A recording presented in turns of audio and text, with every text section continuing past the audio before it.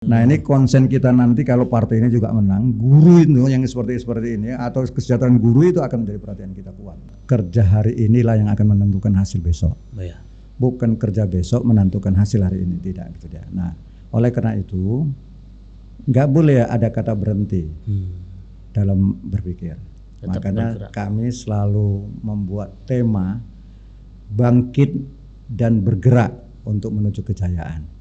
Karena berhenti berarti mati.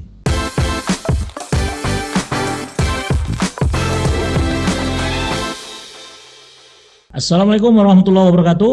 Waalaikumsalam warahmatullahi wabarakatuh. Kembali dalam Gema Podcast, yang mana pada kesempatan kali ini kita kedatangan narasumber yang spesial dan mungkin istimewa, Bang Adi Munasib. Mungkin banyak yang kenal nih siapa nih Bang Adi sesungguhnya.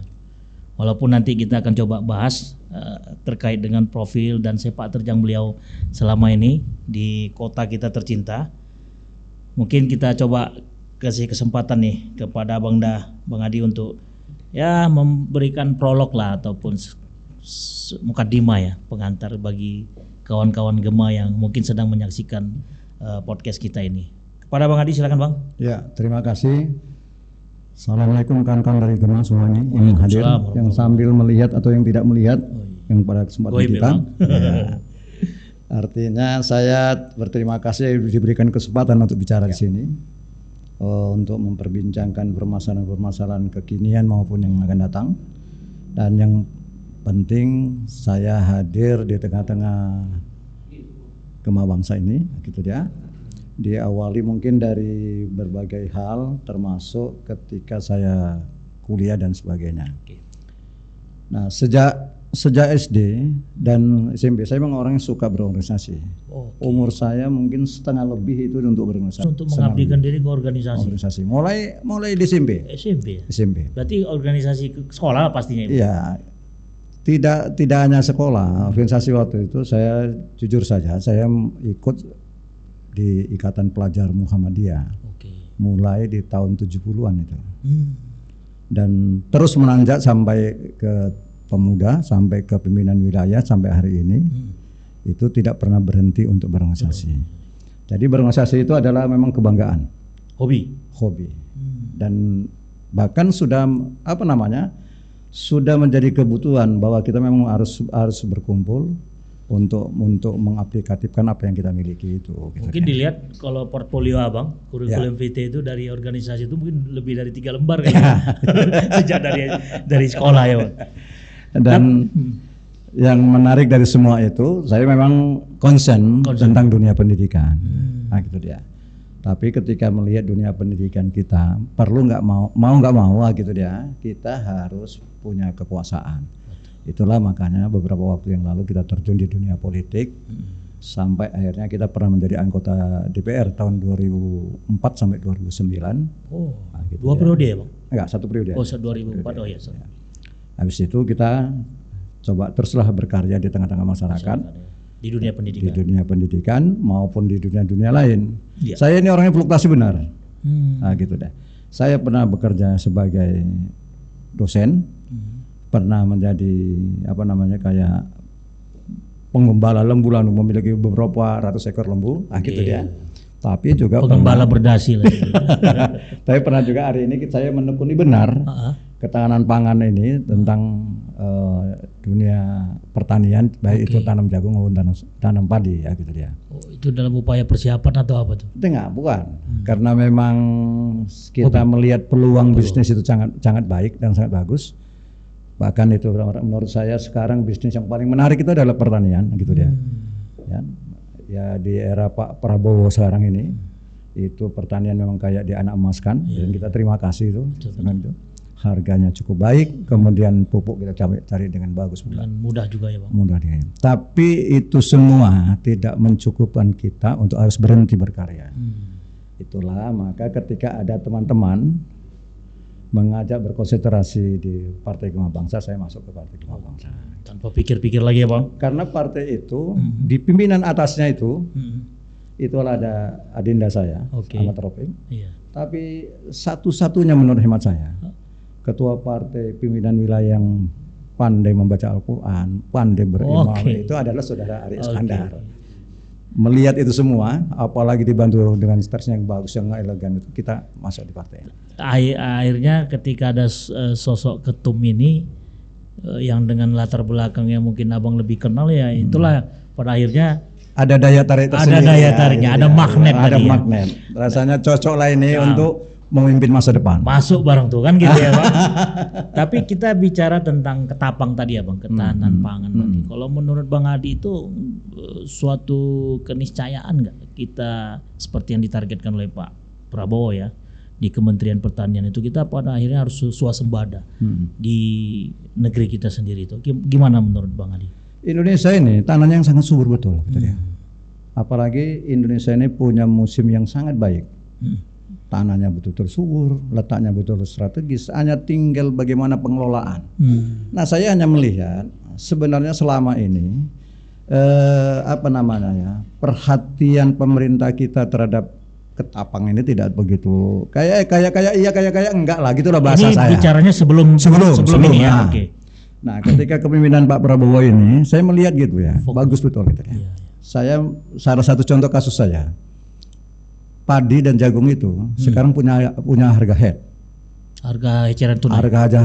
Harga eceran terendah. Oh, terendah, sorry. Nah, jadi ketika petani panen jagung, panen padi, dia tak ragu lagi untuk menjual itu, dan kemudian hampir bisa dipastikan kalau itu baik dia untung. Oke. Nah, itu dia. Nah, yang menarik lagi, selama ini kita bisa melihat bahwa pupuk itu kadang-kadang kelangkaan dan sebagainya. Betul, ya. Ini agak lumayan bagus lah. Lumayan bagus. Dan harga gimana Bang? Harga kompetitif? Turun ya. Yang lalu kita sulit mencari itu, bahkan harganya terlalu bersaing, begitu bahasa saya di lapangan gitu kan. Hari ini tidak seperti itu. Pupuk kita cukup, harga murah, dan kemudian harga jual pangan kita bagus. Jadi saya lihat ketahanan pangan kita itu keniscayaannya hampir mendekati 99%. Hampir mendekati ya. Artinya ketika memang dulu pelaku-pelaku pertanian, pelaku-pelaku kegiatan-kegiatan di perkebunan itu susah mendapat pupuk, harga terlalu tinggi, ada tengkulak, itu langsung diselesaikan sama pemerintah saat ini. Dulu petani itu disebut mulia. Tapi hati-hati, perpanjangan mulia itu. Nah, gitu dia. Artinya ya sekedar perkataan untuk untuk menyenangkan dalam tanda petik. Nah, itu seperti dulu guru lah ya, artinya. Guru dulu disebut-sebut katanya pahlawan tanpa tanda jasa. Betul. Itu kan hanya slogan aja. Slogan. Iya. Sebenarnya kan seperti itu. Betul. Tapi hari ini kalau Anda mau berbisnis, mainlah di pertanian. Kayaknya udah banyak menghasilkan ini Bang Adi ya. Saya 15 tahun lebih terjun di area pertanian. Cuman sayangnya tanah untuk pertanian itu yang sekarang agak kurang. Terakomodir ya. Iya, agak kurang. Untuk di wilayah mana ya? Di wilayah Deli Serdang, Sumatera Utara inilah gitu dia. Semakin lama semakin susun karena banyak hutan batu sekarang. Maksudnya jadi perumahan. Lahan hutan batu ya. Hutan batu betul. Ya, tapi kan juga itu kan suatu kebutuhan juga Bang di saat ini. Ya. Tapi kita lihat asal ada pembangunan perumahan yang banyak-banyak itu, yang punya bukan kelas menengah ke bawah. Balik ke situ lagi ya. Kasihan mereka-mereka yang tergusur itu jadinya gitu dia. Jadi memang sektor pertanian yang saat ini Abang geluti itu sangat menjanjikan lah ya. Sangat menjanjikan. Jadi mungkin yang karyawan-karyawan swasta nih bagi kawan-kawan di Gema nih ya, yang agak kesulitan terkait dengan pekerjaan atau jadi petani, jadi pekebun. Bisa. Dan barangnya gampang dipelajari. Yang penting niat aja yang penting punya ketekunan. Ketekunan. Niat aja tapi nggak dikerjain. Nggak bisa juga. Apalagi main game nggak boleh juga. Gitu main game. Ya ini kadang generasi saat ini kan agak susah kita untuk memberikan mana yang terbaik, mana yang kurang baik kan gitu. Jadi egonya kan lebih besar. Kalau Bang Adi melihatnya gimana nih untuk merubah mindset anak-anak sekarang ini? Ya biar lebih termotivasi untuk bisa menghasilkan. Ya nggak harus menghasilkan dari gadget kan? Pertanian kan juga bisa. Jadi saya ngeliat begini ya, memang hampir mengglobal lah permasalahan kita untuk tentang anak-anak muda kita ini gitu ya. Pertama cara pandang dan cara berpikirnya gitu dia. Anak-anak muda kita kan kecenderungannya maunya sederhana, cepat, tepat, gitu dia. Nah sementara itu tidak ada hidup yang cepat tepat itu gitu dia. Hidup ini pasti berproses. Untuk mencapai kesempurnaan itu harus berproses. Apa yang harus dilakukan semua harus bekerja sama. Tidak bisa hanya diberikan ke pemerintah tanggung jawab ini atau di orang tua saja atau di masyarakat saja, enggak. Semuanya harus bekerja sama gitu ya. Peluang itu tetap ada, kesempatan itu tetap ada, hanya tinggal bagaimana semua kayak deregulasi dari pemerintah harus benar. Betul. Kemudian kita yang di masyarakat harus memberikan contoh. Ya. Sementara waktu ilmu-ilmu untuk pertanian itu nggak perlu lagi kita harus terlalu banyak menimba di fakultas, enggak. Banyak di sosial media itu. Otodidak pun bisa belajar ya, Bang. Dan saya mempelajari itu banyak justru dari situ. Alhamdulillah panen saya semalam itu agak bagus terus gitu dia kan. Mohon doanya juga nih. Saya yang belum panen saat ini ya. Nah? Belum panen, belum dapat hasilnya. Habis malam lebaran, mau lebaran. Nah, mungkin itu juga yang Abang maksud proses tadi ya. Jadi ketika berproses 2009 Abang terakhir ya, bermain di dunia politik. Nah, sekarang 2026.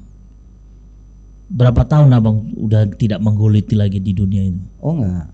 Kalau menggeluti terus menggeluti saya. Tetap menggeluti dunia politik. Hampir tidak bisa dilepaskan berpolitik itu. Buat saya berpolitik itu adalah kebutuhan. Kebutuhan. Cuman aktif atau tidaknya di sebuah kepartaian itu yang mungkin tidak seperti itu. Itu apa kira-kira yang menyebabkannya, Bang? Ya macam-macam lah. Kadang-kadang tuntutan, kadang-kadang waktu kadang-kadang sebagainya. Betul. Apalagi kita memang berproses untuk itu gitu dia kan. Nah hari ini kita ngelihat Partai Gema Bangsa ini kan partai slogannya pun menarik gitu dia. Gerakan mandiri. Ya, gerakan mandiri, kemudian sifatnya keterbukaan, desentralisasi gitu kan. Dan yang menurut saya menarik lagi, sebutan kawan-kawan itu sebutan kelompok menengah ke bawah itu sebenarnya. Ya kan. Kalau istilah asingnya itu sebutannya brother itu, Bang. Ya kan, kalau kawan-kawan kita gitu ya. Jadi buat saya menarik itu gitu ya. Apalagi memang dibuktikan oleh teman-teman pimpinan. Saya nggak tahu pasti pimpinan wilayah Sumatera Utara itu pernah saya undang ke sebuah kelurahan terpencil di pinggiran Kota Medan. Kota Medan? Ya, namanya Berhilir. Beliau datang. Itu kayaknya perbatasan laut ya dengan daratan jauh ya. Perbatasan Deli Serdang dengan Kota Medan. Kabupaten pinggir kan. Terus, Bang? Beliau datangnya cepat bersama sekjennya itu gitu ya. Tapi pulangnya paling lambat. Nggak ada kota partai yang seperti itu. Payah nyarinya gitu dia. Betul-betul larut dia dengan suasana dan kegiatan. Menurut saya bukan larut. Memang begitulah profilnya. Profil kerajaatannya itu gitu dia. Memang di balik beliau itu kan seorang sekjennya yang berpengaruh. Ya. Dan itu nggak bisa kalau larut kan dibuat-buat namanya. Larut itu berarti ada usaha, Bang. Ini nggak dibuat-buat, memang begitu adanya gitu dia. Apa alami dia ya, Bang ya? Gitu dia. Pernah ketua pimpinan pusat saya hanya undang untuk makan lontong datang. Ketum gitu ya? Iya, ketum. Lontong apa nih, Bang? Ya? Lontong apa yang dimakan? Kata sekjen kami lontong malam namanya. Lontong malam ya. Karena yang ada lontong malam cuma di kita ya. Ya di kita di Kota Medan. Jangan salah, lontong pagi pun ada. Dan itu menarik, itu menjadi ikon kita juga itu. Ya. Itu berarti main di sektor ekonomi. Kalau mau makan enak datanglah ke Medan. Okay. Jadi Abang melihat sosok profil di kepemimpinan Sumut ini memang seperti itulah adanya ya, Bang. Ya.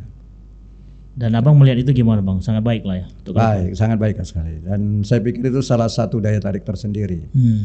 Makanya mulai hari ini saya beserta kawan-kawan membentuklah yang namanya grup GRC.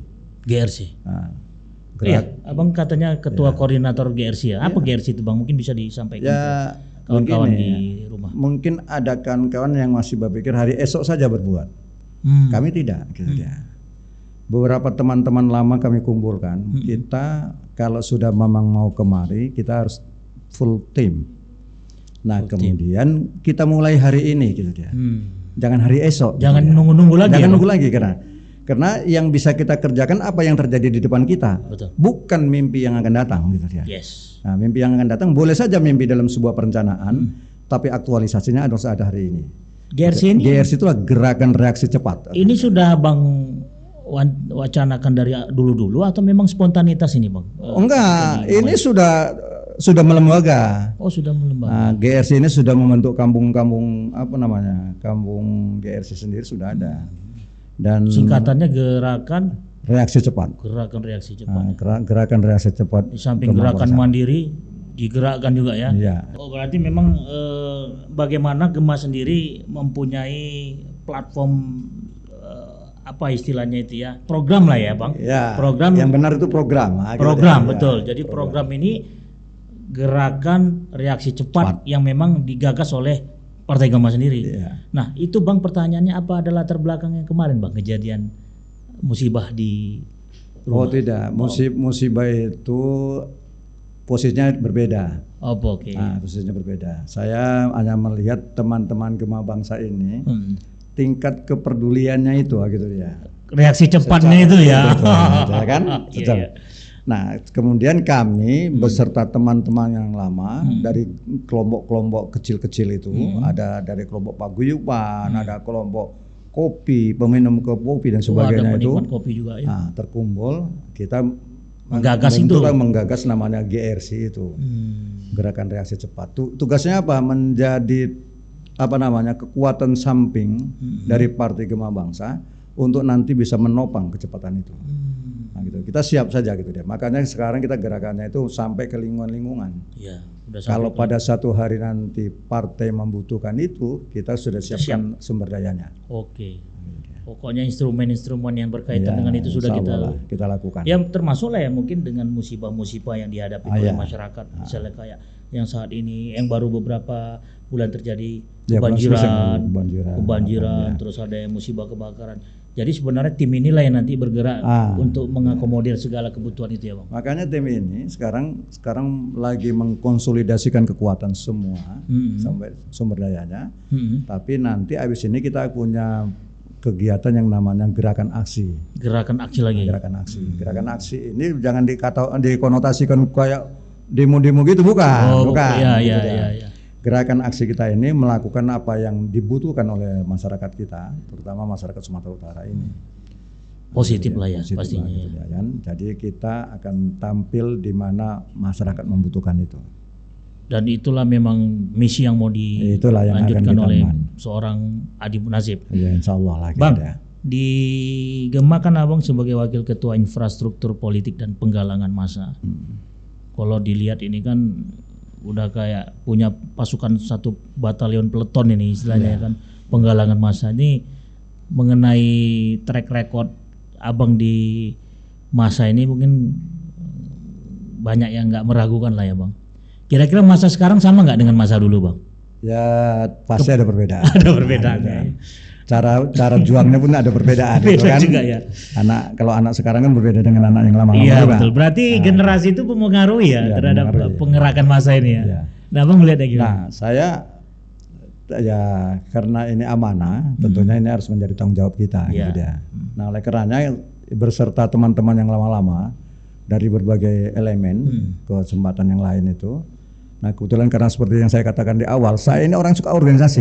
Nah itu dari SMP sampai sekarang nggak pernah berhenti berorganisasi. Nah gitu dia. Baik itu guru, baik itu apa yang lain-lainnya gitu dia. Termasuk pun organisasi sosial di masyarakat juga ya Bang? Iya. Jangan-jangan ketua organisasi kesukuan pun pernah saya pimpin. Oh ada juga ya? Nah, ada Paguyuban Jawa Bersatu, kebetulan saya suku Jawa dulu. Nah gitu dia. Ya sampai tadi ada organisasi hanya sekedar minum kopi dan sebagainya. Nah ternyata kecil-kecil ini kalau mau kita kumpulkan akan menjadi satu kekuatan tertentu. Apalagi teman-teman lama, saya pernah beserta kawan itu ikut memperjuangkan guru bantu. Dulu di tahun sekitar 2009 berapa gitu, kita memperjuangkan guru bantu, guru yang diperbantukan di sekolah-sekolah negeri yang SK-nya cuma 2 tahun sekali. Besertakan kawan seperti saudara Dr. Andes Sadiwijaya dan sebagainya. Akhirnya guru bantu ini di seluruh Indonesia sekarang sudah diangkat jadi pegawai negeri semua. Itu sama nggak dengan guru honor itu Bang? Beda. Beda ya? Beda. Oke. Nah, guru bantu ini SK-nya adalah SK-nya presiden. Oh langsung dari kementerian. Lo berarti ke gawean kementerian itu? Iya. Sementara waktu kalau guru honor dia hanya kepala gawean? sekolah. Oh. Nah, gitu dia.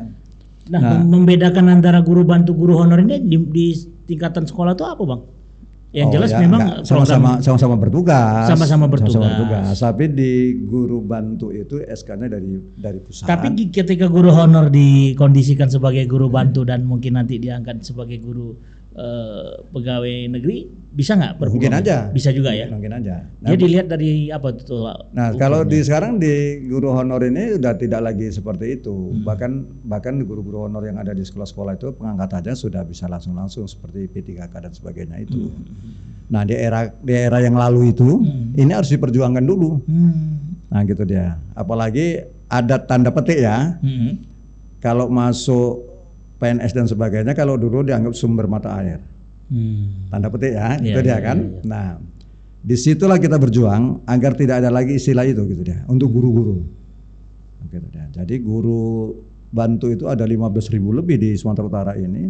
Itu alhamdulillah hari ini sudah terangkat semua jadi pegawai negeri dan bahkan sudah ada yang menduduki jabatan kepala sekolah. Pernah juga salah satu kepala dinas di Kota Medan ini adalah guru bantu. Guru bantu itu ya. Itulah yang program yang di zaman siapa tuh Bang? Guru bantu itu. Maksudnya presidennya? Ibu Megawati. Waktu Ibu Megawati. Dan itu berkelanjutan. Dan itulah karena mereka umurnya cuma 2 tahun sekali, bagaimana sebelum habis masa itu kita perjuangkan untuk jadi pegawai negeri. Jadi kita mengambil momen itu aja. Momen itu aja ya, 2 tahun udah langsung diangkat. Jadi sebelum pemerintah mengangkat pegawai negeri untuk guru dari tempat yang lain, kita usulkan kenapa nggak guru bantu yang sudah terlatih? Betul. Setidaknya dia punya pengalaman di dalam dunia. Ya, di dunia pendidikan. Dan itu memang melatar belakangin kenapa memang kita susah kali ya Bang untuk profesi guru ini mendapatkan tempat kali ya. Makanya pemerintah sangat ingin merekrut guru lebih banyak lagi. Apa kekurangan SDM atau gimana tuh?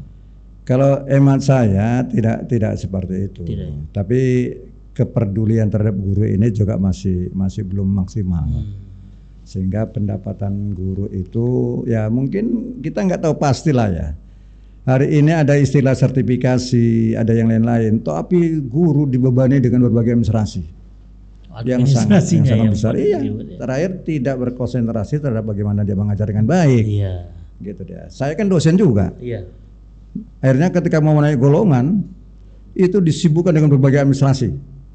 Dan belum tentu administrasinya itu berkorelasi terhadap kemampuan kemahasiswaan. Belum tentu saya katakan ya, gitu dia. Bukan berarti nggak ada, gitu dia. Dan itu pun belum tentu juga lolos ya kan Bang? Kalaupun udah kita siapin administrasinya. Iya. Makanya masih banyak asal regulasi-regulasi itu harus diatur lagi lebih bagus. Apalagi guru-guru swasta yang di perguruan swasta apalagi ada juga guru-guru swasta yang mengajar di negeri. Nah, itu yang harus regulasinya harus tuntas itu. Sebenarnya kalau dilihat profesi guru ini apa yang belum Bang? Kalau menurut seorang Bang Adi Munasib yang latar belakang guru, dosen, apa yang masih kurang di profesi guru di negara kita ini? Ya kalau cerita kurang barangkali kan kalau cerita profesi orangnya sudah ada. Oke. SDM-nya sudah ada. Oke. Tinggal bagaimana SDM ini diatur dengan maksimal dengan regulasi yang benar itu yang barangkali belum. Sehingga sampai hari ini masih ada juga guru yang bergaji di 500.000. Masih ada ya? 700.000. Itu ditemukan? Banyak ditemukan. Kali itu banyak bisa kita temukan. Nah itu nggak ada laporan ataupun nggak ada atensi? Ya mungkin ada tapi ya, karena jumlah yang sangat besar itu banyak orang yang menutup mata itu aja. Oh, gitu. Nah ini konsen kita nanti kalau partai ini juga menang, guru itu yang seperti ini atau kesejahteraan guru itu akan menjadi perhatian kita kuat. Tetap ya, kesejahteraan. Akan menjadi perhatian kita kuat. Nggak boleh mencerdaskan anak bangsa itu tidak boleh banyak dibebani, tapi kesejahteraannya harus dijamin. Nah, yang menarik lagi sekarang yang menjadi problematik kita tentang guru ini, regulasi untuk ngatur kawan-kawan guru ini supaya bisa berkonsentrasi mendidik dengan baik itu juga lemah. Coba bayangkan seorang guru bisa dituntut ke polisi hanya gara-gara mungkin ada istilah mengajar dan diajar. Nah gitu dia. Padahal tidak ada satupun guru, nah gitu. Saya ingin patokan itu gitu deh. Tidak ada satu guru pun yang tidak berkeinginan siswanya lebih baik dari dia. Semua berharap itu.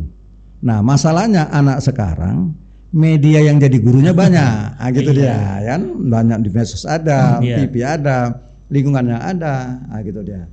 Nah, sehingga kadang-kadang ada juga yang tercemar dengan lingkungan itu. Nah, itulah kalau ketika di sekolah menjadi problem.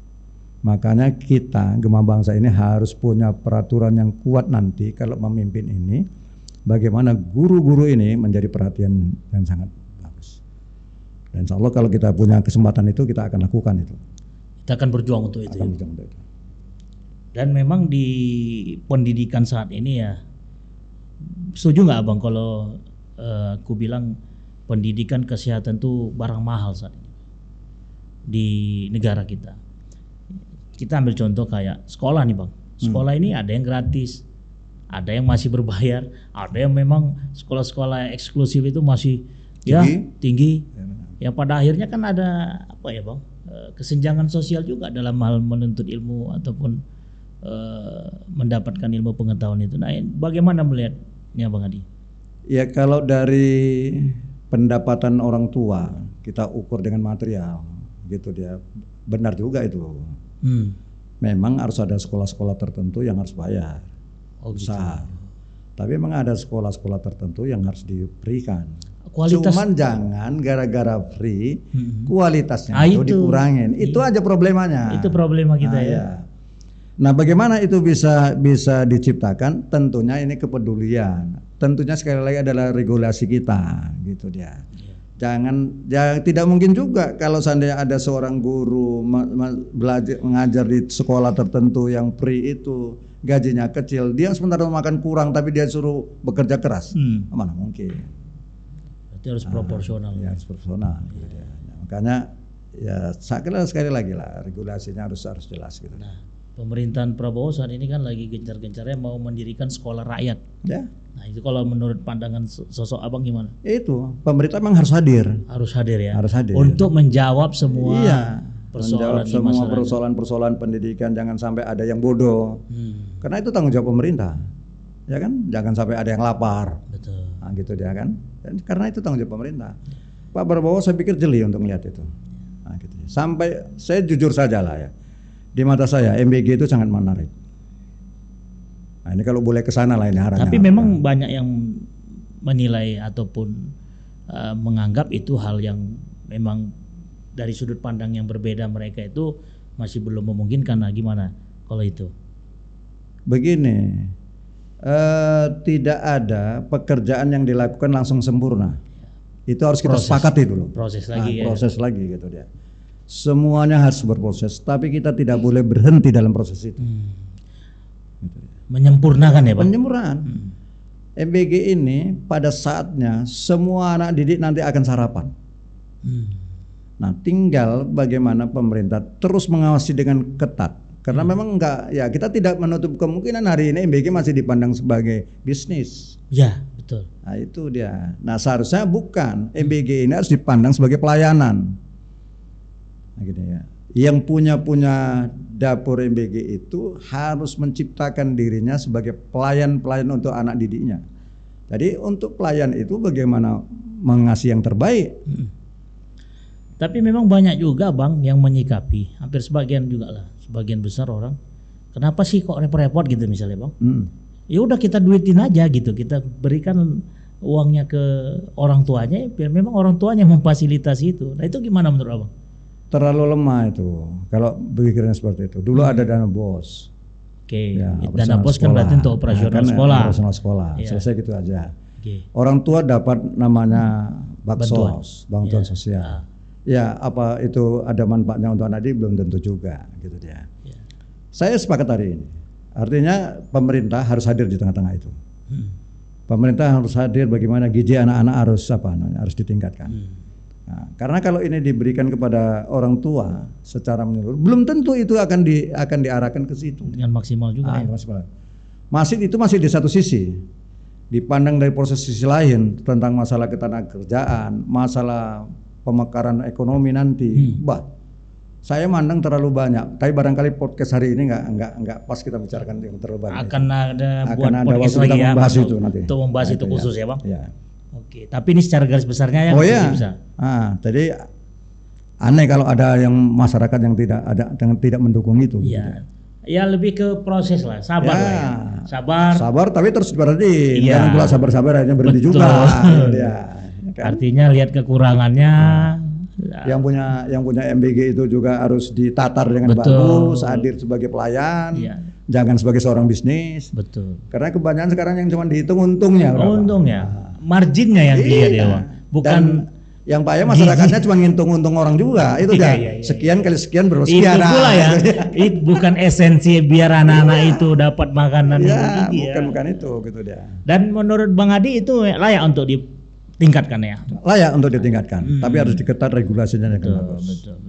Nah, Mungkin karena inilah yang dilakukan. macam-macam lah ini kan informasi di lapangan kan. Dan mungkin itu yang dilakukan oleh pihak terkait ya kan. Iya. Ya persoalan itu muncul kan karena memang belum ada perbaikan di situ. Nah, gara-gara mungkin persoalan itu bisa langsung ada perbaikan. Jadi intinya kita mensupport lah ya semua Mensupport. program-program positif dari Iya. pemerintah saat ini Mensupport. terhadap pendidikan. Ya, saya sebagai orang yang concern dengan pendidikan itu, Iya. saya memandang itu penting. Penting. Kalau ada sekolah-sekolah tertentu yang sekarang di sekolahnya itu tidak boleh ada jualan jajanan. Oh. Tapi itu nggak mengganggu usaha daripada rakyat-rakyat yang berjualan di sekolah itu Bang? Pasti ada terganggu. Pasti ada terganggu. Permasalahannya tinggalan mana yang lebih banyak. Jadi kita harus memilih yang mana. untuk itu. Oke, berarti tetap yang berdampak lebih besar itu yang mana gitu ya. Dampak itu tetap ada. Nggak ada sebuah gerakan nggak ada dampaknya. Nah, ke depan nih apa yang akan dilakukan Bang sebagai koordinator gerakan reaksi cepatnya Partai Gema ini, apalagi program-program yang mungkin bakal akan ada wacana untuk dibuat di Gema Bangsa ini? Saya nggak apalah ya, tak boleh berlebih-lebihan lah, tak boleh juga mendahului lah. Iya. Gitu ya. Tapi kawan-kawan sudah sepakat. Gitu ya. Setidaknya ada 3 sukses yang mau diusung oleh kawan-kawan. Sukses pemilu, sukses pilkada, Iya. dan sukses presiden. Nah, kalau 3 sukses ini sudah dilahirkan dalam bentuk kinerja yang namanya 4K, itu konsolidasi, kemudian aksi dan kemudian kaderisasi dan sebagainya itu. Saya pikir tinggal kita mau nggak bekerja keras itu. Nah, saya sebagai salah satu koordinatornya akan terus bergerak walaupun apa kata orang. Iya. Nah, gitu dah. Karena kan tetap saja kita diam juga akan diomongin orang. Betul. Kita bekerja akan diomongin orang. Lebih bagus Lebih kita bagus bekerja. kerja. Nah, gitu dia. Ada hasilnya. Ya, gitu. karena pasti pada ujung permainan ini bagaimana partai ini bisa diterima di tengah-tengah masyarakat. Duh, menarik nih Bang. Walaupun kita mau detail by detail lagi semua pembahasan kita ini mungkin waktunya agak panjang nih Bang. Jadi hampir setengah jam ini kira-kira bisa dikasih ya mungkin closing lah Bang untuk kawan-kawan Gema yang di rumah. Kira-kira apa yang menjadi harapan Bang Adi dan juga bagi kawan-kawan di rumah? Silakan Bang. Ya, ada harapan saya pada kawan-kawan Gema yang dimanapun ini berada, Ya. yang mendengarkan podcast kita ini atau yang tidak mendengarkan podcast kita ini. Saya hanya titip pesan bahwa kerja hari inilah yang akan menentukan hasil besok. Oh, ya. Bukan kerja besok menentukan hasil hari ini, tidak gitu ya. Nah, oleh karena itu nggak boleh ada kata berhenti dalam berpikir. Tetap Makanya bergerak. kami selalu membuat tema bangkit dan bergerak untuk menuju kejayaan. Karena berhenti berarti mati. Nah, gitu dia. Nah, oleh karenanya kawan-kawan, bagaimana partai ini dikenal oleh masyarakat, dikenal oleh saudara kita. Karena kan saya sudah menerima informasi kecil ini. Ada lambang yang kecil itu berarti di keluarga kita. Jangan sampai keluarga kita nggak tahu tentang Gema Bangsa, bahwa kita ini pimpinan Gema Bangsa. Jangan sampai ada yang nggak tahu. Baik kalau saya sudah berumah tangga dari keluarga kanan ataupun keluarga kiri. Nah, gitu dia kan. Kemudian di masyarakat kita nggak tahu dia bahwa kita ini orang Gema Bangsa, masyarakatnya. Kan aneh nih, di lingkungan aja nggak tahu, apalagi apa nanti kan gitu. Nah, kalau yang teratas itu kan tentunya seluruh Indonesia. Dan ya, mulailah hari ini gitu dia. Mulai hari ini dan jangan nunggu besok. Jangan nunggu besok. Ya. Kalau kita ilustrasikan, kalaupun mau bergerak, jangan langsung ke angka 10 ya kan. Ya. Kita mulai ke angka 1 dulu. Pasti dari angka 0, angka 0, dulu ya kan. Artinya di sekeliling kita dulu kita gerakkan. Ya. Betul tuh Bang ya. Oke, baik Bang Ade, kawan-kawan Gema dimanapun berada ya, demikian Gema Podcast kita pada kesempatan kali ini ya, bersama dengan Dr. Andus Adi Munasib, Magister Manajemen, Wakil Ketua Infrastruktur Politik dan Penggalangan Massa. Mungkin itu yang bisa kita obrolin pada perbincangan kali ini. Lebih dan kurang saya mewakili kru yang bertugas, mohon maaf, dan juga kepada Abang Dadi, terima kasih atas boleh dibilang pengalamannya, ceritanya mungkin bisa bermanfaat bagi kita semua. Kita berjumpa kembali pada Gema Podcast yang akan datang dan narasumber lainnya. Terima kasih atas perhatiannya. Assalamualaikum warahmatullahi wabarakatuh. Salam persisi. Salam. Take off. Thank you, Bang.